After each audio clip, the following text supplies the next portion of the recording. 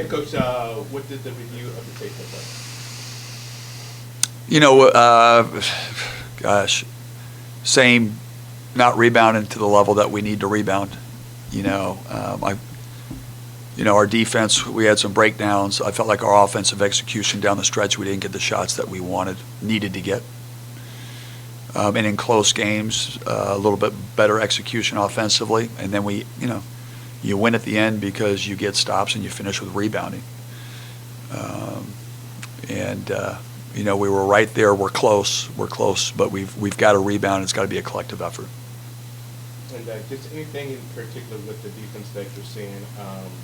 In your losses, you're like allowing like 89 points per game. What is it with the defense that you're just not? In those three losses, I think teams have gone to the foul line 91 to our 61. So, you got to defend without fouling. Even in this last game, we only had 10 turnovers. But at one point of the game, it was 31-32, and 10 other points at that time were off turnovers. So it was the level of turnover. It was turnover to touchdown rather than turnover to out of bounds, set up your defense. But there's some good signs. We've been sharing the ball, 20 assists. Our assist to turnover ratio is great. It's fun seeing some threes go down. I think that's big. Defensively, in those games, we just got to tighten up, and it just goes back to how we're going to close games. We're 2 plays away from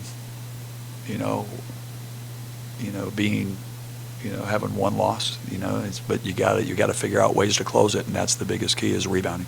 How promising was it to have Paul and Samir with 4 fouls and then have them finish the game with 4 in the foul minutes? It's good, but still, it's we've been putting teams on the foul line too often, and we didn't go to the foul line in the second half, and so that's another area. That the foul line's a big statistical deal, and we got to defend without fouling, and then we got to also put pressure on the rim where we're in that paint, being aggressive and being physical as well. How do you feel Paul made that impact on his return? He's just such a high IQ player. He's really tough, makes other guys better, a really good leader. And so, obviously, having him back, having him healthy is a really good sign. Saw here took 17 shots. Is that 18. Is it 18? Mm-hmm. Is that too many, or is that okay? You know what? When I was watching it, we want him to be aggressive. When things break down, he has the ability to make plays. I think more so, it's like anything. He's been making a lot of the layups. Where we capitalizing on that. Missed a few of the ones he normally makes. But I like his aggressiveness as long as he's making the right decision. I'm okay with it. There was a couple where he went and he should have passed, where we had wide open guys. But that's all about the learning part of it. He had 12 assists and no turnovers, which is amazing. And sometimes, I think in this game it was interesting, the team wasn't helping off of him, so when he drove, they stayed connected. Because usually on those drives, on those misses against a really good ball handler penetrator, you usually get offensive rebounds off those because the guy rotates and tries to make a play. They stayed connected, and we weren't able to get some of those second chance. In the last couple of games with Braxton, I don't know if he's 100% healthy, but he seems to get frustrated more easily, not getting a call, gets knocked down, and stays there and doesn't go down the court. Yeah. All of a sudden you're playing 5-on-4. Yeah. What's going on with Braxton? It's one of those things. He's been in some foul trouble. He's had some, the physical part of it. Some of the injuries I think have been really frustrating for him. But he's a great kid. He just, I tell these guys all the time, you got to have a short-term memory. It's like I always say, it's like an etch-a-sketch. Draw on it, and then you got to shake it, and shake it out of your head. And we've got to coach better. We've got to get him to defend without fouling. Frank defend without fouling. You can't have him in the game. And then we're putting him at a disadvantage at the beginning with some of our fouls for sure. I'm sure that KB is at the top of the other team's list, stuff. But after a game like this last one, when he didn't do much early, but then at the end he scores 11 of your final 14. Do you ever think we should go to him earlier? I think so. We think about that. You go back, but it takes a team. And Moses is starting to make shots, which has been a lot of fun. I think we can also try to get our big guys the ball a little bit more. That's where, Paul and Saw, set the table so much for these guys. But KB has been, his efficiency is night and day. And from last year to this year, he's improved. He's a guy that creates a lot of problems. And, I think at the beginning of the game, we got away from him. But, we had control. We lost a 7-point lead up before half, which was, I think it was big. But we need to find ways to see what's working, especially in a game. And I think we could have gone to him a little bit more, especially in the first half. What about Moses to get going against this past game? You see the ball going. We've got, him and Paulie they're elite, and we believe in them. We're telling them, I told him, if you don't shoot, I'm taking you out. So it's real simple. We believe in you, and he's an elite shooter. And, he plays his heart out. And so, just, again, control what you can control. But we need him to be confident. We need him to be aggressive because he's such a threat. And so, yeah. Hey, after looking at it on film, what was it about that 1-3-1 zone there that kind of messed you guys up there for about 2-3? Well, the first one, we scored on it. The first severe Saw went up for a layup. KB started going. They switched to the 1-3-1. Paul made a 3 on the side. They did a 1-3-1 at the very end of the game, and that's when KB hit the corner 3 on, I think there was a minute left or 58 seconds left. So I felt like, I think what it did is it took a little bit of rhythmic part of it, but we scored. I think the biggest issue was we couldn't get stops when we needed it, and we got them to miss, and they just, they would get it, second chance points. There was a breakdown in our zone, which they hit it was a tie game. They hit a 3. It was just miscommunication, but things that we need to be able to clean up. But you win close games in these games by getting stops and finishing with rebounding, and then executing in the half court. And 3 of those ones we were below average at the end. Playing the tough schedule that you have, how do you see that you respond each time? You play a top 22 in Colorado State, close game, you come back and practice. How do you see the response from each of those times? They've responded as good. I mean, our focus in practice yesterday was outstanding. These guys are winners. We played a really, really tough schedule, which is what we wanted, and we've got the team to do it. I mean, you get better, you learn from it, and you move forward. Our championship season, we lost to Virginia Tech by 20, we lost to Auburn by 20, we lost to so-and-so. So, being in these games and having a chance to beat some of these top teams shows where this team is and where it can be. Now we're going to have to get over the hump, and we've got a lot of great opportunities. But, it's still early in the year. We're still, even though we had the summer together, we're still growing, we're still learning, we're still building chemistry. But the belief is there, the connective tissue will keep getting stronger. This seems like a real important week. You really need to win tomorrow night against Montana State. Yep. Going into Gonzaga on Saturday. Yep. Sold out. It's Yeah. gonna be electric. Sure. Yeah. How big is tomorrow night going into Saturday? Well, I think, listen, our philosophy always has been one game at a time. And I'm going to tell you what, Montana State, they've got a great coach. He's been a winner. They've got multiple guys from the Seattle, Washington area, Oregon area. This is going to be one of our biggest challenges of this season, and we know it. And,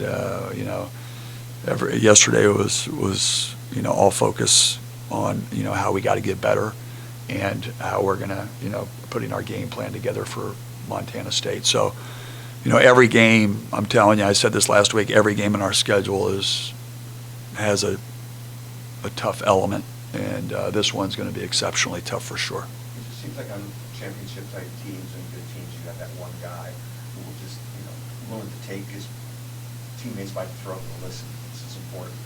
Is Samir that guy? You know what? I think collectively, the one thing that makes Savir great is he's not afraid of the moment.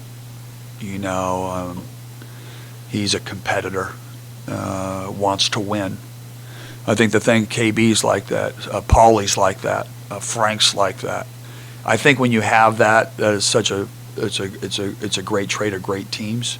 I think the biggest thing is we're learning is when defense is loaded up, like with KB last year, he's learning to make the extra pass where you got to trust your teammates. You know, we have a really good team. And that goes back to that chemistry and trust, to see how they responded to Moses and trying to find him. And we got to run this for Mo, he's hot, you know, as you know, that's when you start seeing like the togetherness really start to shine through, which is, you know, what we're really trying to do. What about Paul and Samir that there's 2 and 3 in Pac-12 and 3 assists per game to start the season? So how do they kind of balance out each other and kind of play off each other? They're just incredible. One's incredible and he's a Tyreek Hill in basketball shorts. Like he can create so much for so many people. And that's the same. It doesn't have that speed, but he's got great size. He can back you down on the post, but their nature is to make others around them better. And that is what makes them exceptional. They're all about the team. They're all about how do I make everybody around them better, and these other guys just benefit from it. That's what it is. And it's been a lot of fun to coach them. Hey, it's probably a bit odd, but do you think the big lineup will be better against a bigger team? You know, it definitely wasn't good against a smaller team. We tried it. But again, you know, we've been messing with it. We tried it. It could be good down the road. We're going to play teams with a lot of, you know, double bigs and those types of things. And, you know, last year we were getting in a point to doing it, but those guys were both really healthy. Both of them, you know, Frank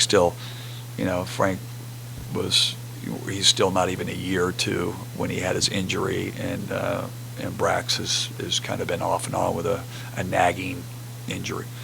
So, you know, you could see it again. You know, we'll keep getting better at it. I think it does have a lot of positives to it, and could be definitely beneficial as we move forward. Have you tightened your rotation? Because it seems that in these quote-unquote big games that you kind of said, all right, we're not going to go sort of 9-10 deep. Yeah, I think you know sometimes I just go with gut to how the game is being played, and you know, I'm very comfortable 8, possibly 9. Sometimes with our foul trouble, it's been 10. But I feel comfortable who we're playing for sure. You touched on about the players in the Seattle area on Montana State. You've recruited players here in the Seattle area. What is the trait about playing prep basketball in the state of Washington, specifically in the Seattle area, that kind of stands out to you? I think there's just a lot of pride. It's got great youth basketball, high school basketball. It's a state that loves basketball. It's a city that loves basketball. There's so many competitive teams and programs. And so, you know, anytime you get a chance even to play and have the pride to stay home and represent your city or your state, it's prideful. And it's also prideful for the guys that have a chance maybe once in their lifetime or twice in their lifetime to come back and play. And, you know, yeah, you have certain superpowers when you come home and play. You play beyond your ability sometimes, and that's what makes this sport great. You know, Eddie Turner, Garfield kid, seen him, tough, great defensive player. Boy, I loved watching him play. Tyler Patterson, elite shooter. You know, we've got guys from Oregon. Chika Naduka played at Eastside Catholic, where my kids go to school. Really just a high character kid who plays tough. We take a lot of pride in also watching Washington kids that might not go here, you know, go somewhere else and watch them have success. You know, that's what makes this area so great. Can you update us on how far away Wesley is? Yeah, it's TBD still, but he's doing more and more. You know, he's out there.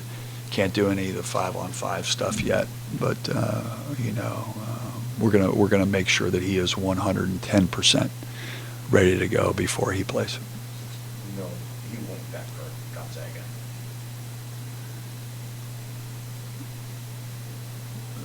He's not going to be back for Montana State. What was Friday night like for you? Well, as a coach, you're going through it, and you're sitting there going, obviously, this is a business trip for us. And then you look at your student athletes. They're student athletes, and you have that student athlete experience. And we felt like we could take an opportunity. The timing just worked out. We're the Pac-12 championship, and we have this historical run, and administration was amazing in allowing us to do it and go down a day early, and to be able to experience that was, listen, man, history, moments, what they're doing is very, very rare, and to be able to go down there and to be able to experience it and show our support and love for the school and seeing the sea of purple was pretty cool. And it was pretty special. Have you guys made a final decision with Christian King? Yes. Yeah, didn't play this season? He's not. No, he's going to redshirt. Yeah. Yeah.